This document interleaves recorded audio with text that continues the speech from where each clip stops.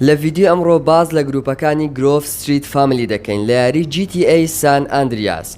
هەروەها باز لە هەندێک دیمەنی یاری GTA V دەکەین کەوا چۆن ئاماژە بەم گروپەیە دەکەن. بۆیە با پێکەوە بینێری ڤیدیۆکە بین و لە بیرتان نەچێت لایکی ڤیدیۆکە بکەن و ئەگەر نوێن سەبسکرایبمان بکەن و زەنگۆڵەکەش چالاک بکەن تاکو هەمیشە نوێترین و سەرنجڕاکێشترین بابەتی هاوشێوەتان پێ بگات. هەردوو گروپی چەتەکانی گرۆڤ ستریت و بۆڵاس لە دوو گروپی ڕاستەقینە و خوێنڕێژ وەرگیراون لە ساڵانی نەوەتەکان بە ناوی بڵەد و کریبز. هەروەها دوای چەند لێکۆلینەوەیەک بۆمان دەرکەوت کەوا گروپی گرۆڤ ستریت گروپی بڵەدن، هەروەها گروپی بۆڵاس گروپی کریبزەکانن. هەرچۆنێک بێت سەرەتا ناوی چەتەکانی گرۆڤ ستریت ئۆرنج گرۆڤ فامیلی بوو. تەنانەت دەتوانیت چەندین نووسین ببینی لەسەر شەقام و دیوارەکان کەوا ئاماژە بەم ناوەیە دەکەن. و ئەگەر بێت و تاتوی گرۆڤ ستریت لەسەر لاشە دروست بکەیت، ئەوە ئەو کەسەی تاتۆکە لەسەر لاشەی سیژەی دروست دەکات دەنووسێت ئۆرنج گرۆڤ فامیلی.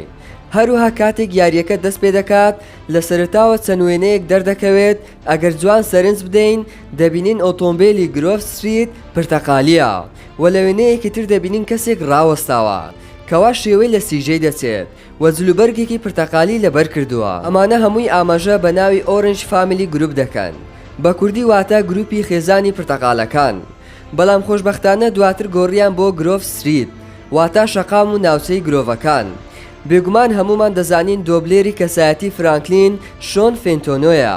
ئەو کەسە لە پێشودا خاوەنی دەنگی یەکێک لە کەسایەتیەکانی گرۆڤ بوو، بە تایبەتی ئەم کەسەی لەسەر شاشەکە دەردەکەوێت، بۆیە زۆرجار لاسایی هەمان کەسایەتی دەکاتەوە. ئێستاش دەمەوێت بزانم ئایا ئێوە دەزانن بیگ سمۆک و ڕایدەر و سیژەی و سوید ناوەڕاستەقینەکەی خۆیان نییە، بەڵکو ئەمە تەنها لەقەب و ناسناوێکە. سەرەتا بیگ سمۆک واتە دووکەلێکی گەورە، ناوەڕاستەقینەکەی ماڵڤن هێرێسە و ڕایدەریش واتە سوارچاکی مانتۆڕەکان، ناوەڕاستەقینەکەی لانس وێڵسنە. هەروها سیژەی دوو پیتی ئینگلیزیە، کورتکراوەی کارل جۆنسۆنە. هەروها سوید واتە شەکر یاخود شیرینی، ناوەڕاستەقینەکەی شۆنە. نهێنیەکی تر ئەوەیە گروپی گرۆڤ ستریت فامیلی تەنها بەشێکە لە گروپی گرۆڤەکان، چونکە گرۆڤەکان لە سێ خێزان پێک هاتوون، ئەوانیش سیڤل بۆلیڤارد فامیلی و تێمپل درایڤ فامیلی و گرۆڤ ستریت فامیلی.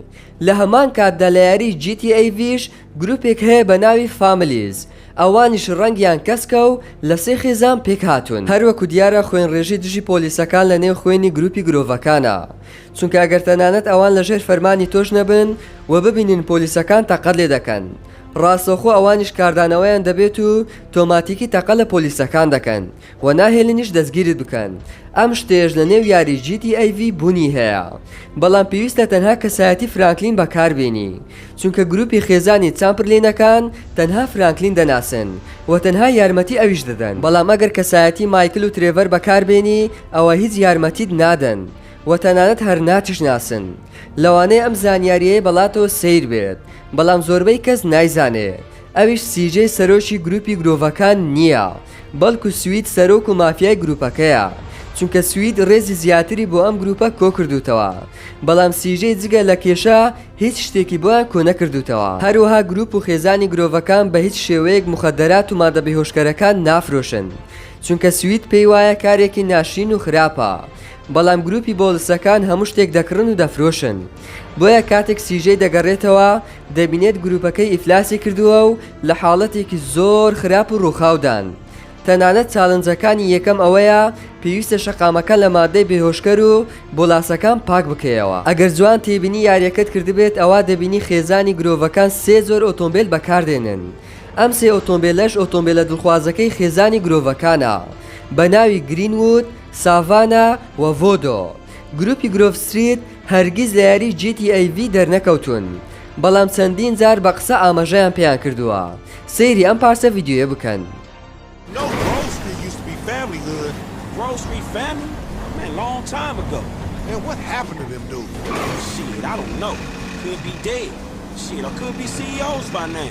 لەوانەیە ئێستا پرسیار بکەی و پێم بڵێ باشە بۆچی گرۆڤەکان لە یاری GTA V شەقامی گرۆڤەکانیان جێهێشتووە و ئێستا لەژێر دەستی بۆلاسەکانە؟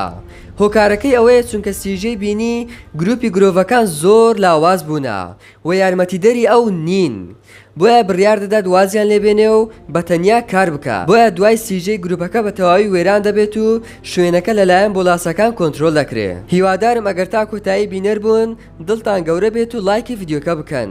هەروها ڕای خۆتان لە کۆمنت بنووسن و ئەگەر نوێن سەبسکرایبمان بکەن و زەنگۆڵەکەش چالاک بکەن تاکو هەمیشە نوێترین و سەرنجڕاکێشترین بابەتی هاوشێوەتان پێ بگات. تا کاتێکی تر و ڤیدیۆیەکی تر هەر شاد و بەختەوەر بن.